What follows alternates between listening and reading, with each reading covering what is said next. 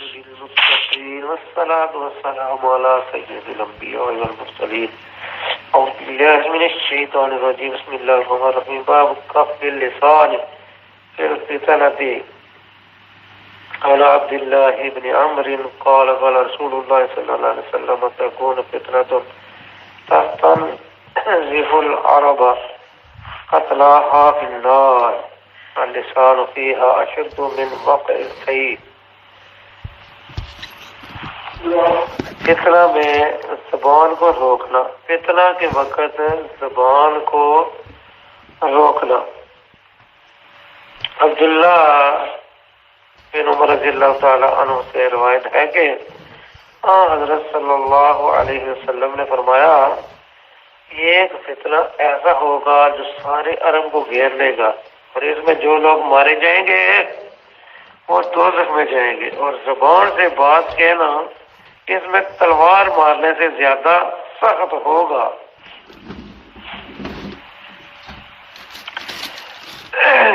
ایسا نہ ہو کہ زبان سے حق بات نکلے اور مفت جو ہے آدمی جو ہے وہ گنہگار یعنی ہو جائے یا فتنہ میں شریک ہو جائے. تو یعنی جب بھی اس طرح کی بات ہو تو آدمی کوشش کرے کہ اپنی زبان سے کوئی اس طرح کی بات نہ نکالے جس سے مزید فتنہ جو ہے وہ برپا ہو. اگر کوئی اس طرح کا فتنہ ہے تو اپنی زبان کو روکے رکھنا یہ جو ہے عمدہ بات ہے. سیدنا عبداللہ بن عمر سے روایت ہے کہ حضرت صلی اللہ علیہ وسلم نے فرمایا فتنوں سے بچو کیونکہ ان میں زبان تلوار سے بدتر ہے. کیونکہ ان میں زبان جو ہے وہ تلوار سے بدتر ہے.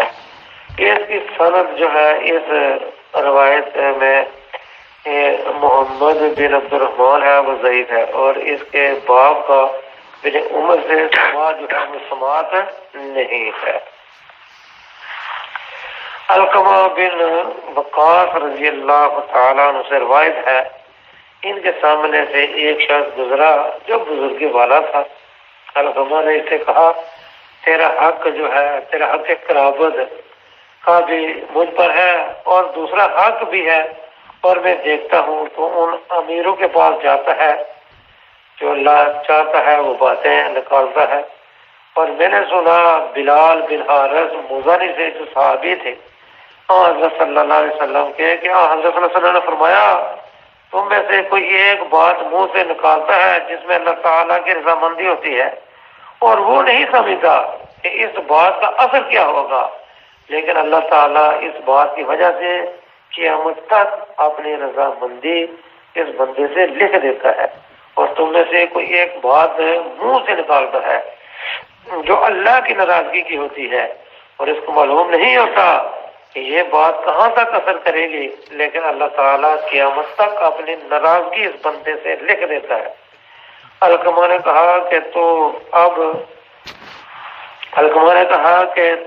جو ہے وہ سمجھ لے کہ کیا کہتا ہے اور کیا باتیں منہ سے نکالتا ہے. اور میں تو کبھی ایک بات کہنا چاہتا ہوں لیکن بلال کی حدیث کی وجہ سے اس کو منہ سے نہیں نکالتا. مطلب علقمہ کا یہ ہے کہ بات کہنے میں احتیاط اور غور جو ہے وہ لازمی ہے. یہ نہیں کہ جو منہ میں آیا بس وہ کہہ دیا.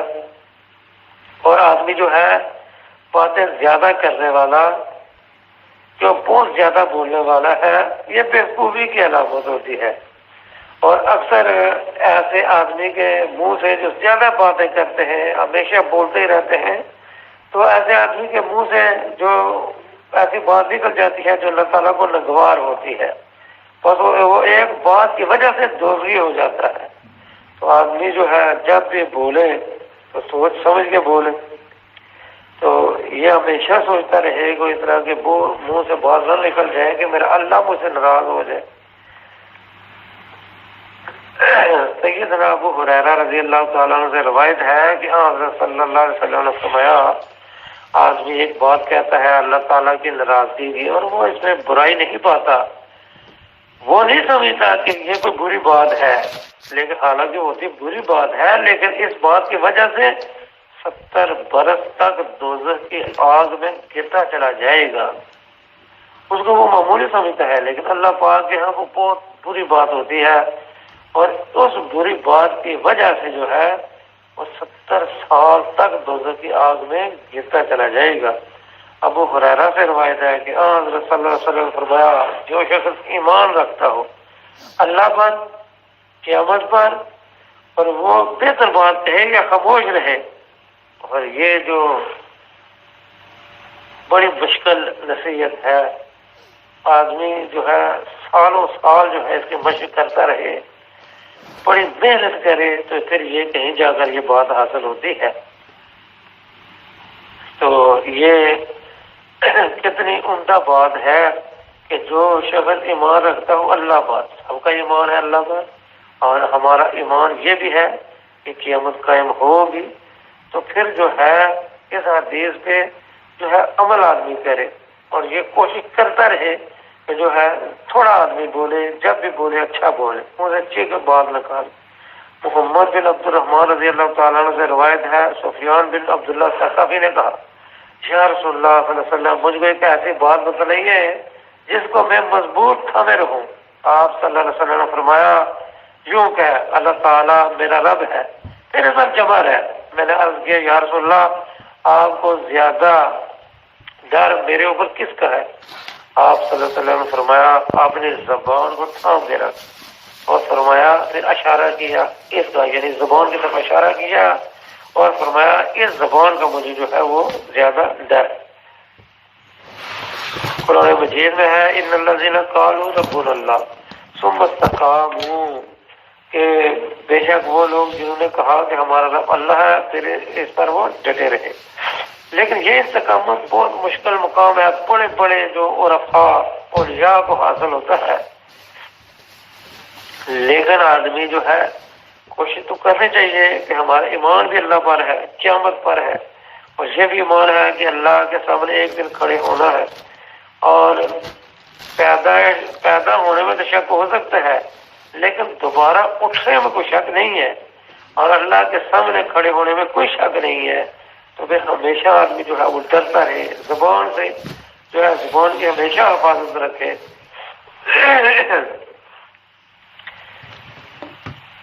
معاذ بن جبل رضی اللہ عنہ سے روایت ہے کہ میں حضرت صلی اللہ علیہ وسلم کے ساتھ سفر میں تھا، ایک بار میں صبح آپ سے قریب ہوا اور ہم چل رہے تھے، میں نے عرض کیا یا رسول اللہ صلی اللہ علیہ وسلم، مجھ کو ایسا عمل بتلائیے جو مجھ کو جنت میں لے جائے اور دوزخ سے دور کر دے۔ آپ نے فرمایا تو نے بڑی بات پوچھی ہے تو بڑی بات نا کہ آدمی جو ہے وہ دوزخ سے بچ جائے اور جنت میں چلا جائے۔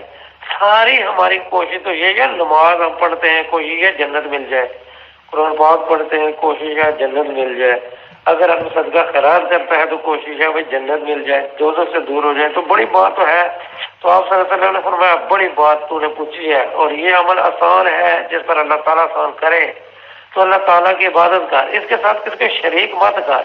پہلا کام یہ اگر جنت میں جانا چاہتا ہے تو پہلا کام یہ ہے کہ اللہ کے ساتھ کسی کو شریک نہیں کرنا، تو صرف اللہ کی عبادت کرنی ہے، اور نماز کو نہیں چھوڑنا، نماز پڑھ اور زکوٰۃ دے، رمضان کے روزے رکھ، خانہ کعبہ کا حج کر۔ پھر آپ نے فرمایا میں تجھے جنت کے دروازے بتلاؤں؟ روزہ تو سپر ڈال ہے اور صدقہ گناہ کو بجا دیتا ہے جیسے پانی انگار کو، اور آدمی کی نماز رات کے درمیان کی یعنی نماز تہجد۔ پھر یہ آیت پڑھی تتجافى جنوبهم عن المضاجع يدعون ربهم خوفا وطمعا ومما رزقناهم ينفقون۔ یعنی آپ علیہ الصلوۃ والسلام فرما رہے ہیں کہ یہ جنت کے دروازے ہیں، اس راستے سے تو جنت میں جا سکتا ہے، بے نماز آدمی جنت میں نہیں جا سکتا، کیونکہ وہ اس دروازے پر ہی نہیں جائے گا، جنت کے دروازے سے ہی نہیں جائے گا۔ تو فرمایا کہ پھر فرمایا میں تجھے خلاصہ اور حاصل اور چوٹی صاحب کی بتلاؤں؟ وہ جہاد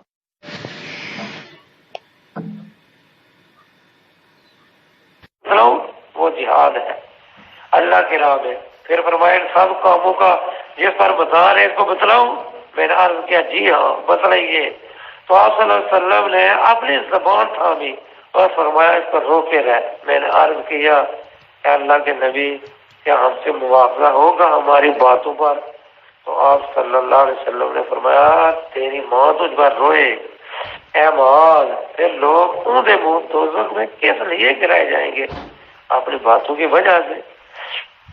معاذ اللہ، زبان بھی کیسی نازک چیز ہے کہ آدمی جو ہے یا تو اس زبان کی وجہ سے جنت میں جاتا ہے اور اسی کی وجہ سے آدمی دوزخ میں جاتا ہے۔ اگر آدمی اچھا بولے ہمیشہ تو پھر جو ہے اس